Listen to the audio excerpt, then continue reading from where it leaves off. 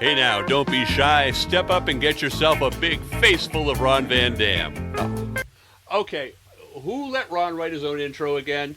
We have talked about this. We don't do that. It never works out. Was it you, Gary? Because I'm looking at you. Okay, no more. You think we would have learned by now? Especially you, Gary. You are listening to the Ron Van Dam Show on New England Broadcasting. Good morning, good afternoon, good evening, good night. It's the Ron Van Dam Show. Okay, sure, why not? Hold on tight, things can get a bit weird, if you like that sort of thing. Hey, welcome to the program. It is the Ron Van Dam Show. Guess which one I am? No, that's not me. Never mind.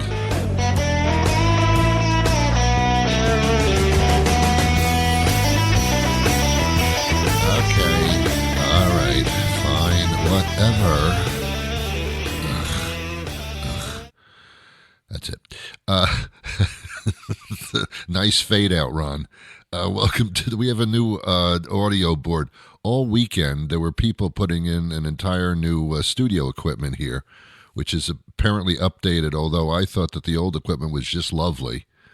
But now it's updated. Now I'm trying to... So that wasn't a good fade out, was it? No. I don't know. You can't... Hey, you know what? You can't win. All right. I'm going to dedicate today's show to you. Actually not. I'm going to dedicate today's show to the post office. What? They still have them? I thought they went out of fame with the libraries. Yeah, no, they didn't. They still have post offices, and I use the post office frequently to return things. So, yeah, I need the post office. I don't do online paying of bills. I don't have those cash yappies and those things.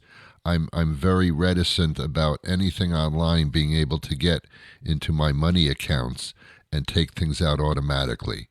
They have they have gas stations around where I live. I live in Nome, Alaska, by the way. No, I don't. It's just I don't want you to know where I live. I live in the Boston area. So anyway, they have these gas stations here, as they do across the country, I assume. And if you have this debit pay, D-E-B-I-T, I say, if they have debit pay, then you can get 20 cents off per gallon, which is a considerable amount of money, I suppose, when you're talking gas. But I am not. I will be damned and I will be chagrined if I allow any kind of business to automatically, just when they feel like it, go into my checking account or my money account, whatever, and take money out just because I got some gas. No, I'm not letting anybody in there. The only way they can get in there is if I write a check and they have the check and then they cash the check, then it can come out at that point, but only because I knew I wrote it. Do you understand what I'm saying? Do you have any concept of my verbalization of this situation? So I am what they call old school. Now, I didn't go to an old school. Actually, it was recently built when I went. But I have an old school attitude where things have gone too far and things were fine the way they were before, and I'm going to live in the way they were before. And that's writing checks and mailing them through the post office. Before I started today's program, I literally had no idea how much a U.S. postage stamp cost. I really didn't know, because the post office had come up with the Forever stamp, and that's wonderful because you can use it forever no matter when you buy it. I like the concept, but what it did was it makes me totally unaware of how much that stamp actually costs. And since I actually looked, tried to find out how much the actual stamp cost, I've been using Forever stamps, so I have no idea what I'm buying because I don't know. Give me some stamps. Okay, here's the price. Okay, here. I don't divide it by how many stamps there are on that sheet of thing. Are you following me? Are you even still there? So I don't know. But I found out that stamps have gone up or are going up to 78 cents. That's almost $1. I know there was inflation and things were inflated all over the place, but I had no idea that they were that much. So, but what are you going to do? Well, then I'm going to another country and buy their stamps. There's no other place to buy stamps. If I'm going to live in a stamp world, I have to pay that stamp price. 78 cents. Why, I could buy a house for that price. Really? But I still love the stamps, and they're so pretty. I get the pretty stamps. The normal stamps have the American flag on it. Boring. Been there, done that. The newer stamps in the spring, they have pictures of birds. Lovely. In the winter, a nice scene with a little house with a chimney next to it. Beautiful. And they have art. They have like pieces of art on the stamp. Betty White was on the postage stamp. I don't know if you can get her anymore, but what's the point of that? But it was nice that they did that because they have presidents on all kinds of monetary stuff. By the way, the day they put Trump on any type of American money is when I'm moving to Brazil. Actually, I'll never move to Brazil. I just said that for dramatic reasons. I would never do something like that. It's not that I dislike Brazil. I just don't know it. And I have no reason to do that just because of a stamp. Give me a break. And just because of Trump being on a coin, I wouldn't move. I'd throw up every day, but I wouldn't move. And by the time they put Trump on any kind of monetary system, they won't even have a monetary system. So it doesn't really matter. Anyway, that's not what I'm talking about. Today, I'm honoring the post office and the zillions of postal employees around this great country who perform incredible tasks, especially during the holidays when they must just... I could never be a letter carrier. And I'll tell you why. Not because I just don't want to be, but because it is so freaking frustrating. It's like, okay, I've delivered all the mail. Well, tomorrow we're going to have twice as much mail for you to deliver. Oh, God, not again. I thought I just delivered all the mail. I could never do that, like day after day. Okay, I'm finished. Well, you're only finished for overnight. Come in the morning and we got more mail for you to deliver. Oh, come on. I just did that. I just been to that house. It's like mowing the lawn. As soon as you finish mowing the lawn, now I got to mow the lawn again. It's awful. I could never be a window cleaner on a skyscraper or anything because by the time you clean the windows, it's time to clean the windows again.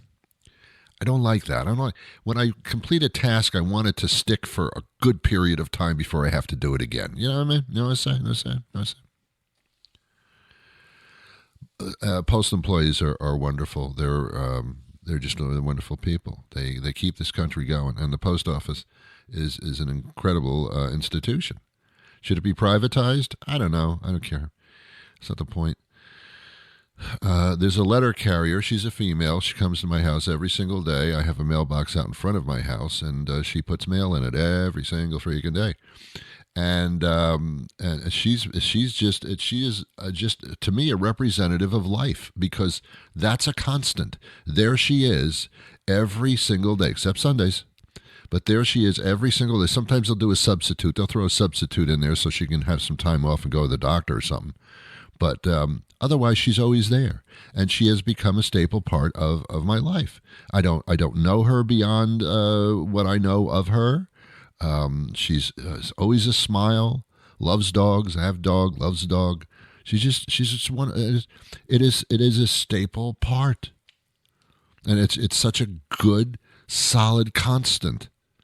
And the day that she leaves and somebody else delivers the mail, I shall be sad. I shall be sad because life has changed just a bit. Anyway, I'm honoring the post office today and those wonderful post employees that sort the mail, deliver the mail, move the mail, drive the mail, transport the mail, set up the mail, the whole mail thing. And the females too. 78 cents for a postage stamp. Unbelievable. But nonetheless, this is just like, hey, that's what it is. Deal with it. That's what it is. Deal with it. And I do. That's fine. I have a guest coming up a little bit later in the show who is a postal history expert. Yeah, the post office is actually celebrating. I think the post office has been around longer than the country has. Can you believe that? Do you believe anything I would say? You shouldn't. You shouldn't. But sometimes you should. And today I think you should. I'm honoring the post office. Post office had a very weird kind of look to it, in the sense that it assumed that the postal employees' major enemy were dogs. And I can imagine being a letter carrier and then having, in some towns and cities, the mailboxes are actually on the house, and the letter carrier has to go up to the house in order to deliver the mail, because there's no box out in front. The box is near the front door. And yet dogs are let loose in the yard. So, like, how do you deliver mail? I don't know. I don't know how you do that. But somehow the post office has found a way to marry themselves to dogs. And they're very dog friendly. They carry around dog biscuits. Maybe that's just, so that they can deliver the mail, and it's just, so the dog doesn't chew them up. It distracts them from killing you. I don't know the reason, but the post office is very dog friendly. They love dogs, so I honor that as well. I think it's a wonderful, wonderful profession. They don't get paid very well. They work their asses off. Some of them have no asses left. If you ever see a postal employee with a good size ass, it's because they haven't been on the job long enough to work their ass off. But it happens. It happens. When they retire, their family says, "Oh my God, you have no ass left." Yes, I worked it off. I worked it off for years and years. I worked my ass off, and now I have no ass. It's an assless job. It is an assless job. Where are the asses as far as the post office is concerned? Well, those are the customers. And they call them customers. They do. They deliver packages. They have to lift packages. They have to drive around in that little truck and make believe they're in England, where the steering wheel is on the other side of the truck. Who came up with that? You want to confuse somebody? Put them in a tiny little truck, make them drive around all day with the steering wheel on the passenger side. It's very confusing. Did they still do that? I'm not even sure I'm accurate in that sense. I think I am. I'm not sure. I don't know. Maybe there isn't room for a passenger in those. I don't really know. Anyway, forget that last part with the steering wheel being on the wrong side. I'm not sure about that. I do not know for sure if that's the case. I think I'm wrong, or I could be right. Billy Joel's song. You may be wrong, but you may be right. Billy Joel. Okay. Yeah. Someday, maybe I will honor your profession, but probably not. But I do. I love the mail people. I really do. I think it's still a wonderful thing. It's amazing to me how you can take a piece of paper or whatever and put it in a box or put it in an envelope, and within a day or a few, it will end up all the way across the country. Faster than I can make it across the country will be my little envelope. Will get there before I do. It's a wonderful thing. Can you imagine that before a post office, they had the Pony Express, which I guess was still the post office in a way. I don't know. I mean, mail delivery is mail delivery. But they had Pony Express, where the ponies actually delivered mail. You would get up in the morning and look outside your cabin, and there'd be a pony standing there with an envelope in its mouth. Yeah, it was Pony Express. Seriously. You didn't know that? Oh, yeah. Ponies were, before they were used for little children to ride on at parties or to win races on racetracks, they were actually used to deliver mail. They would take the entire bag of mail and put it in their mouth. That's why their teeth are not good. And they would deliver mail. The ponies did themselves. Very smart ponies back then. You didn't know that, did you? Oh, yeah. But it is amazing how that can actually, that's how organized they are, that I can just put somebody's address on an envelope and put something inside and then bring it down to the place and say, here. And within a couple of days in California, that person will receive that envelope. And it only cost me 78 cents. That's a lot of money. How did it go up so much? I got to tell you, to be honest with you, the last time, I actually thought before I researched this thing today, found out how much the stamps are now. That's all I did. I thought they were 47 cents, and I thought that was my God, 47 cents. It's gone up. It's got to stop. Yeah, well, it didn't stop. Someday, a post office stamp will be $1. It'll happen. And I'll tell you why, because these days $1 is like a dime. It's a very sad thing.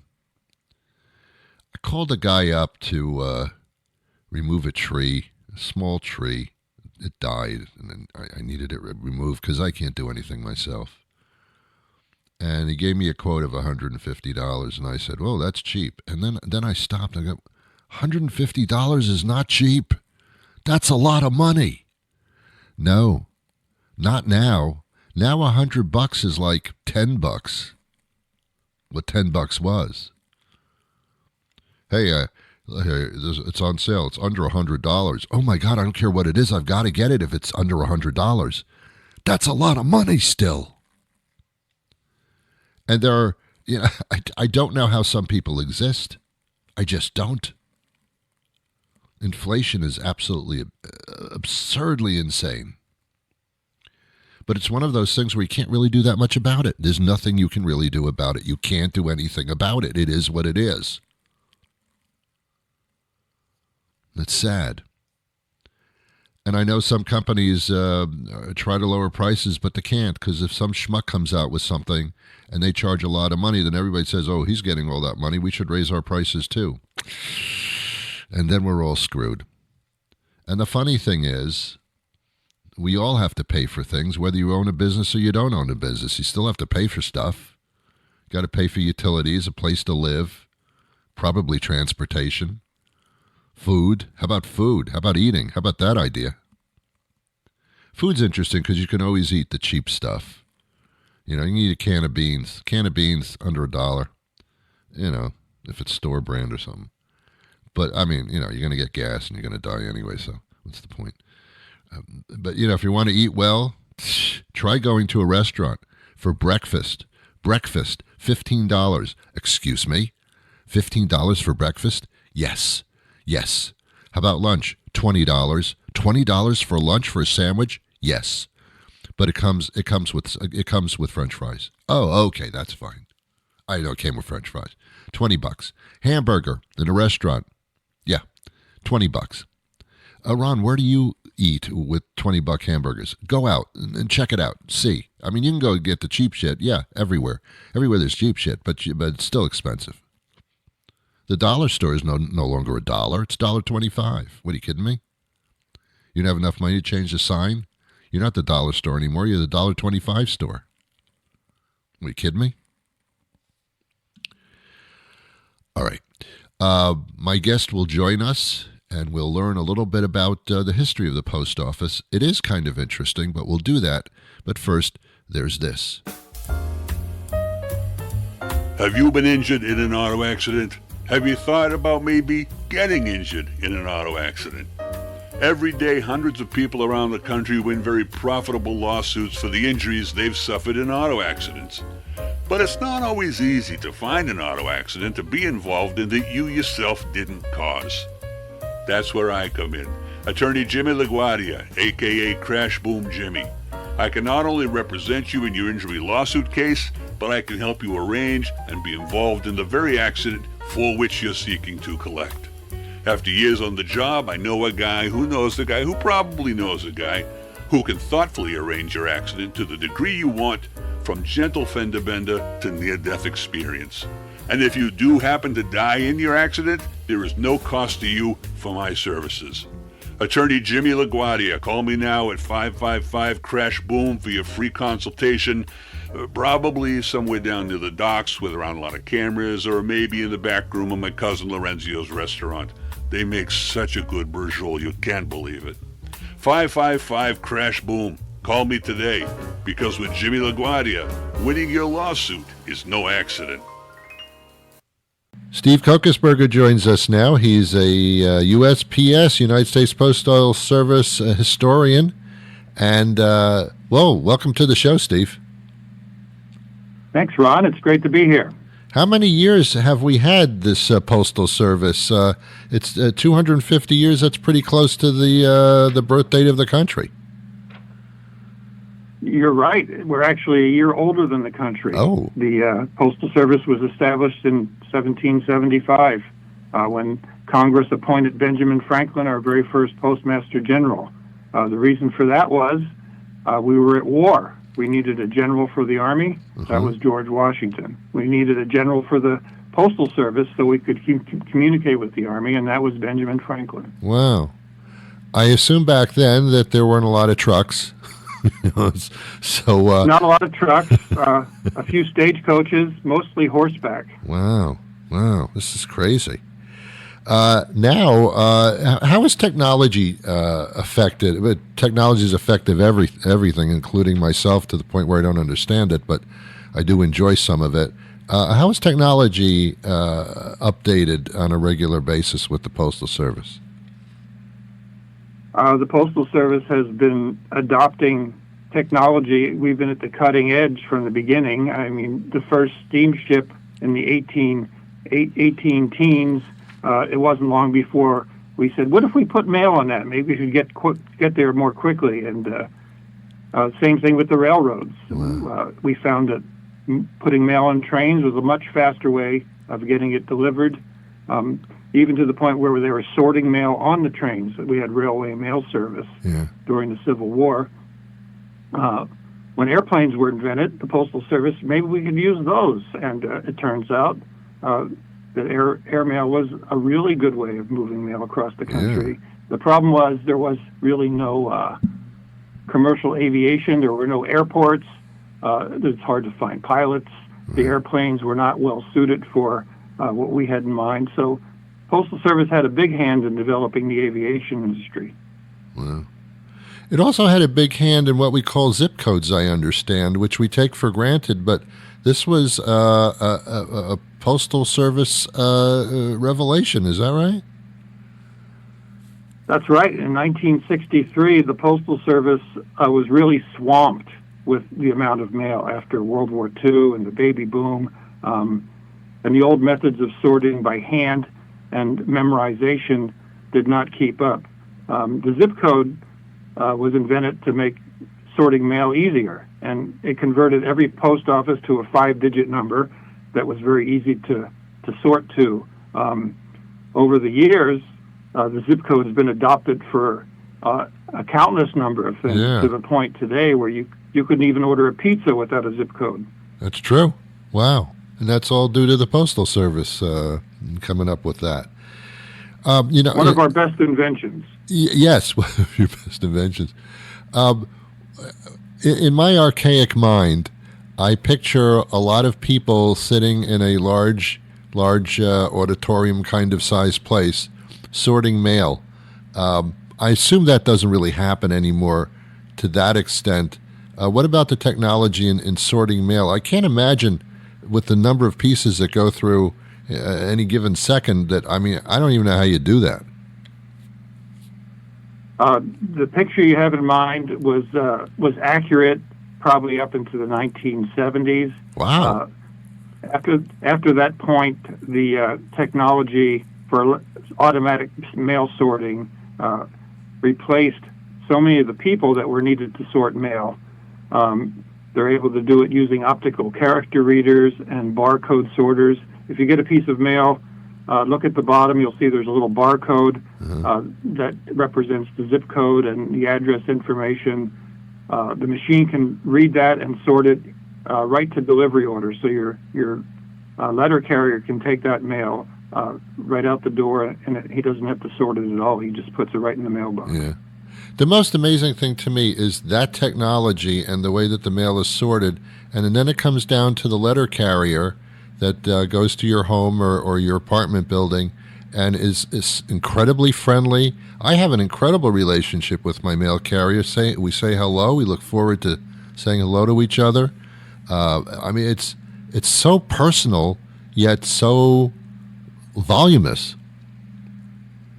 Right. When you think about how many representatives of the United States government do you interact with on a daily basis? Well, none. Probably None, whoever's thank God. delivering your mail. Yes, right.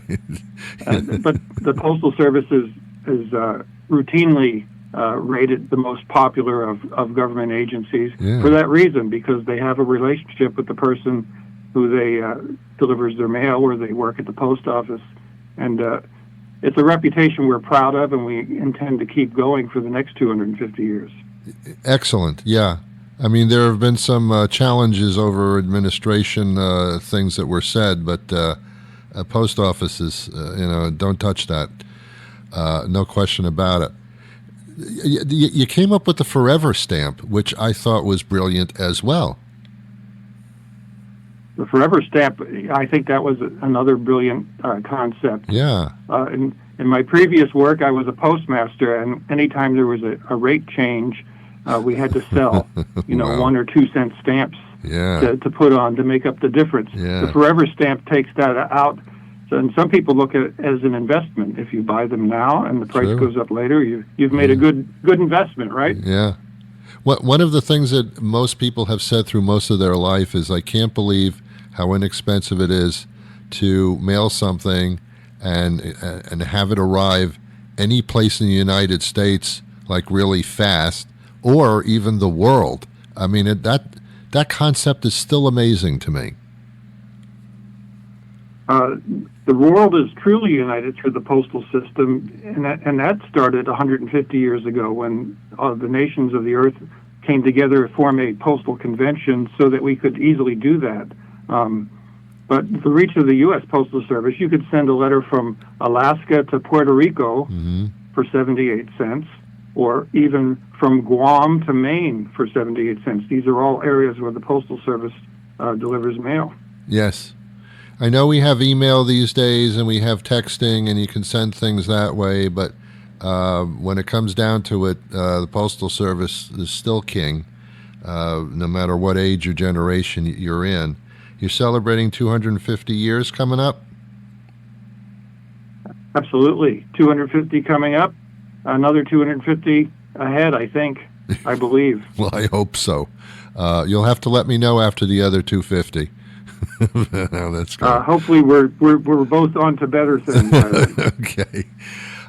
Where can we go from where? I wish I could talk to you for an hour, but I'm not allowed to because there's so much to talk about. But where can I go just to continue this?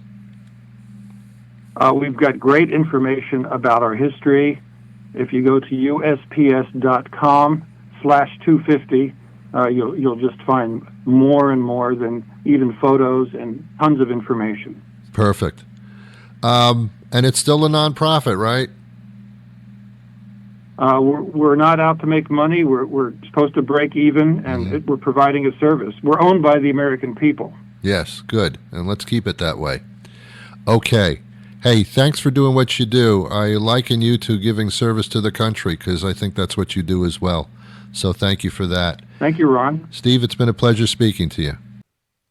Well, that'll do it for me today. Thank you to my guests and thank you to you. I'll be back again tomorrow with a brand new episode. But until that time arrives, I wish you peace.